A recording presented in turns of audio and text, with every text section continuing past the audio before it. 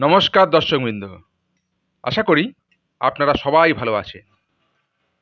আজকের বিষয় সর্ব বাধা বিঘ্ন কাটানোর মন্ত্র।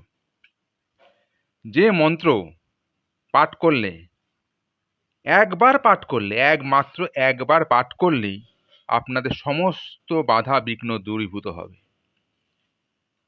আসুন জেনে নিই মন্ত্রটি কি। আমি প্রথমে মন্ত্রটি বলবো, তার উচ্চারণটা ভালো করে শুনবেন এবং সেটা আমি লিখেও দেব, সেটা দেখে নেবেন। एकदन्तं महाकायं लम्बोदर गजाननं विघ्न विनाशकं देवं হিরম্বং প্রণমাম্যহম। আবার বলছি, ভালো করে শুনুন।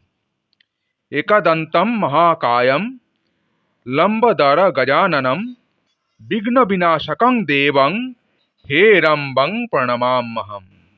এই মন্ত্রটি দিনে মাত্র একবার জপ করুন। আপনাদের সমস্ত বাধা বিঘ্ন দূরীভূত হবেই হবে, একদম গ্যারান্টি।